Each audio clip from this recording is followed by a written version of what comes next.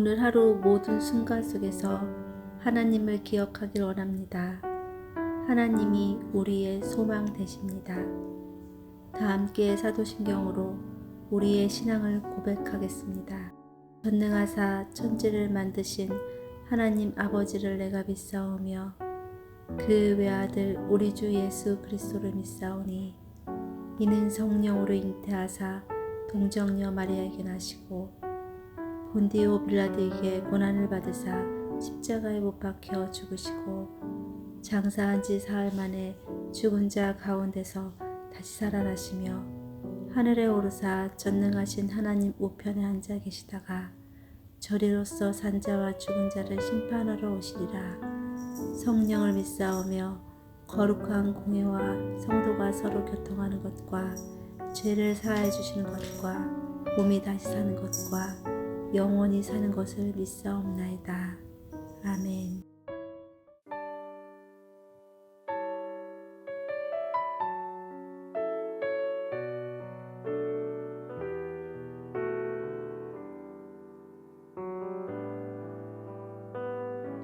내 모습 이대로 사랑하시네. 연약함 그대로 사랑하시네. 나의 모든 발걸음 주가 하시나니 날 인도하소서. 내 모습 이대로 사랑하시네. 연약함 그대로 사랑하시네. 나의 모든 발걸음 주가 하시나니 날 인도하소서. 주의 날개 아래 거하는 것, 주의 임재 안에 거하는 것, 나의 가장 큰 소망, 나의 가장 큰 은혜, 주와 함께 동행하느니 주의 날개 아래 거하는 것, 주의 임재 안에 거하는 것, 나의 가장 큰 소망, 나의 가장 큰 은혜, 주와 함께 동행하느니 주의 날개 아래 거하는 것, 주의 임재 안에 거하는 것, 나의 가장 큰 소망, 나의 가장 큰 은혜, 주와 함께 동행하느니 주의 날개 아래 거하는 것, 주의 임재 안에 거하는 것, 나의 가장 큰 소망, 나의 가장 큰 은혜, 주와 함께 동행하느니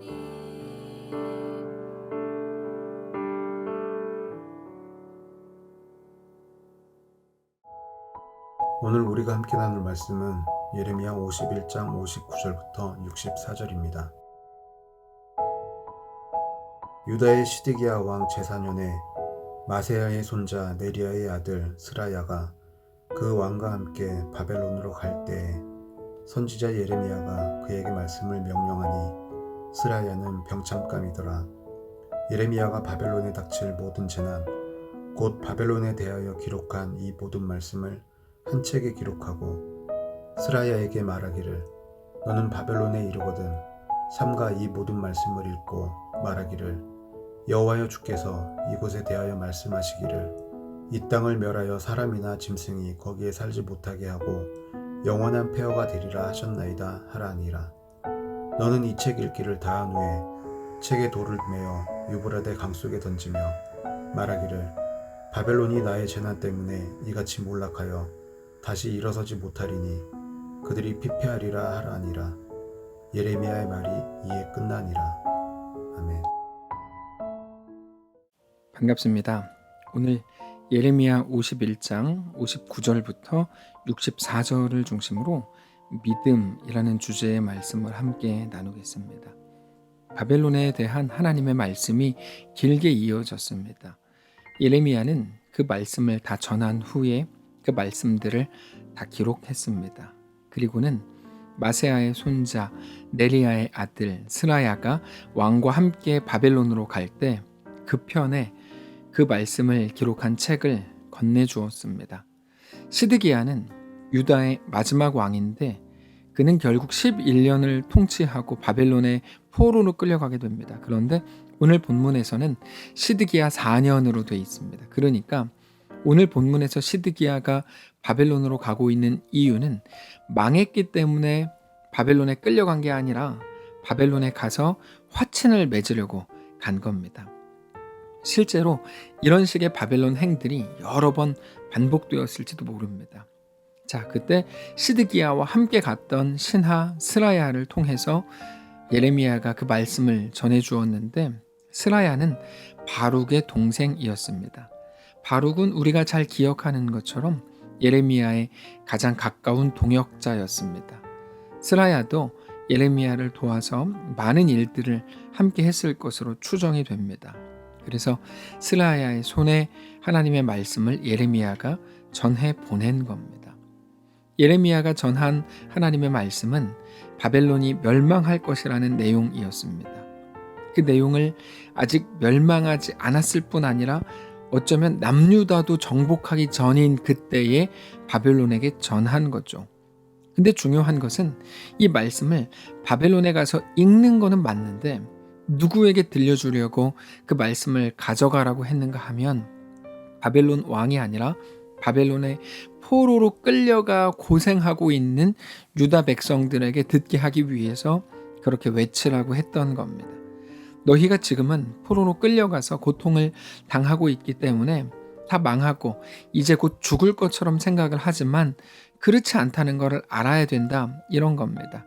하나님이 너희와 함께 하실 뿐만 아니라 거대한 압제자인 바벨론은 금방 망하게 될 거다, 이런 소망 섞인 것을 말씀하시는 거죠. 그러니까 그것을 소망 삼아라 이겁니다. 현실의 모습을 보면서 죽었다 이야기하지 말고 하나님의 말씀을 들었으니 그것을 믿고 소망 삼아 그 땅에서 넉넉히 살아봐라, 이것을 말씀을 하신다는 겁니다.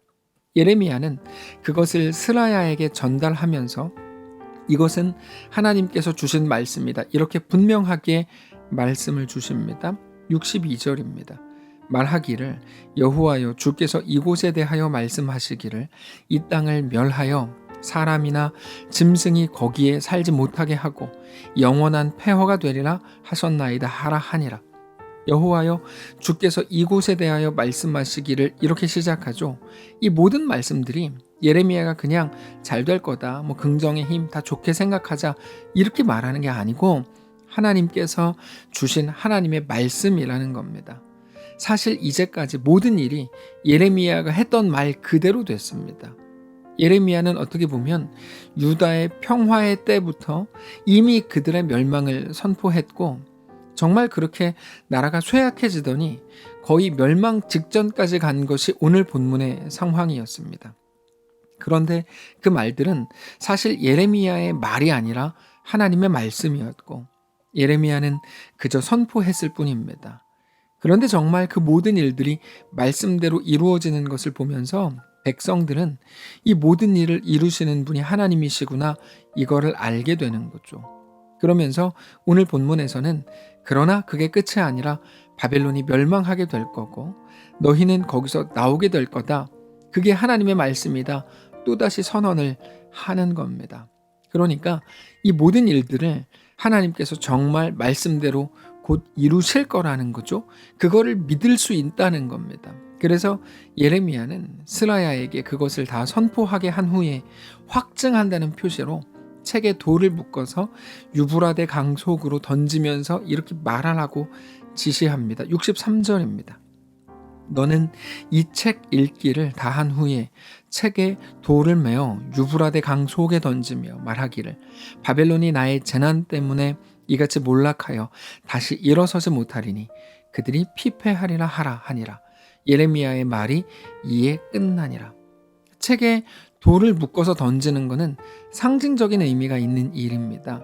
하나님께서 그 모든 일들을 반드시 이루시겠다고 하는 하나님의 의지를 상징적으로 보여주는 거죠. 중요한 것은 하나님께서 하나님의 일을 하나님의 의지를 담아서 행하신다는 겁니다.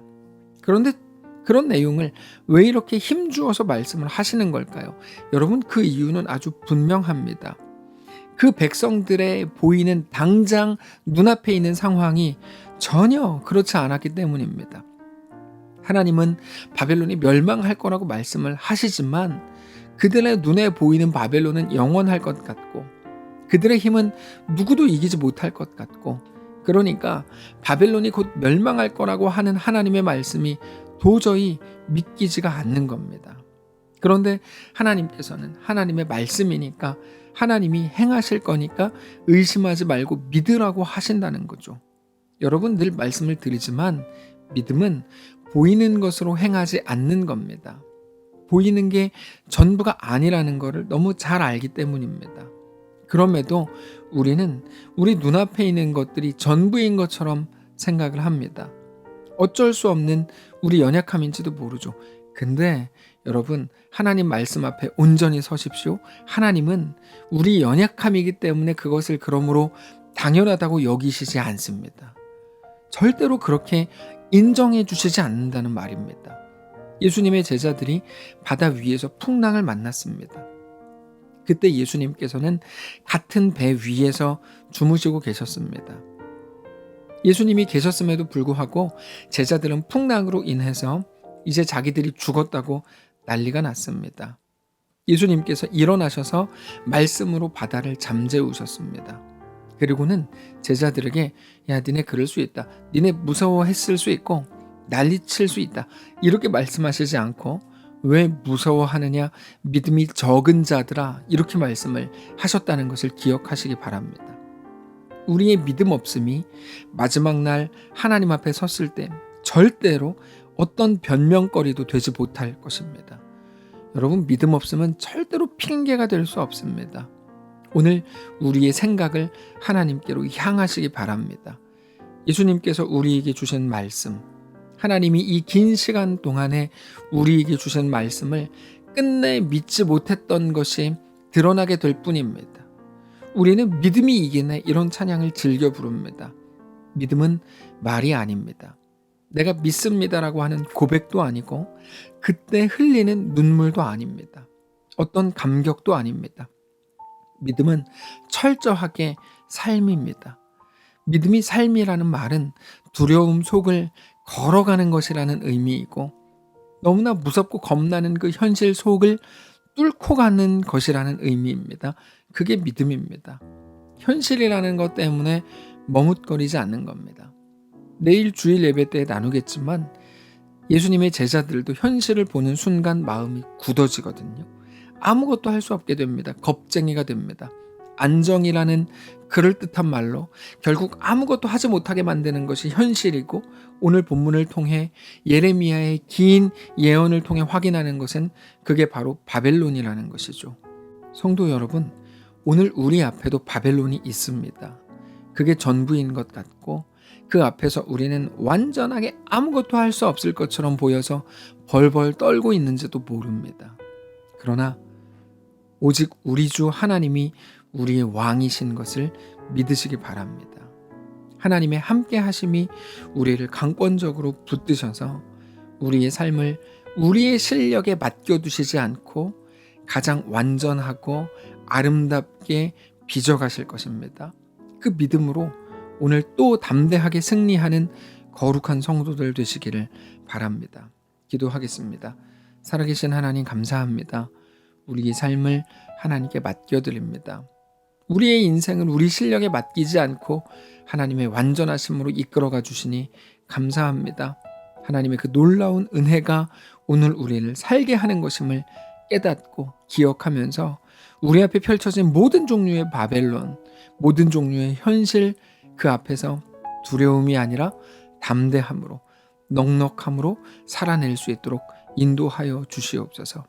주님, 특별히 오늘부터 시작되는 새로운 한 가정이 있습니다. 하나님께서 그 가정을 붙드셔서 믿음의 온전한 가정으로 세워질 수 있도록 인도해 주시고 눈앞에 보이는 어떤 현실도 그들 속에 자리 잡아야 할 신앙을 거스르지 못하도록 인도하시고 특별히 그들의 부모의 기도를 들으셔서 그들 가운데 놀라운 믿음의 명문 가정이 되는 거룩한 은혜가 있게 하옵소서. 오늘도 치앙마이에서 하나님의 은혜를 사모하고 있는 우구마 교사와 함께 하시고 하나님의 말할 수 없는 은혜로 충만하게 채우셔서 그 땅이 놀라운 은혜의 땅, 축복의 땅 되도록 인도하시옵소서. 내일 주일입니다. 사랑하는 모든 성도들 함께 모여 예배할 때 거룩하신 하나님의 은혜를 누리게 하시고 우리 모든 생각이 하나님께로 고정되는 귀한 날 되도록 인도하시옵소서.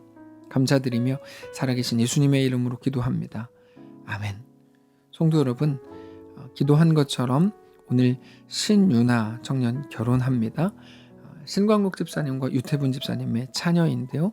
위에서 기도해 주시고 또 축하해 주시고 환영해 주시기를 바랍니다. 그리고 내일부터 오후 예배가 다시 시작됩니다. 성도 여러분께서 꼭 참석하시고 하나님의 놀라운 은혜 안에 거하는 귀한 주일 되시기를 바랍니다.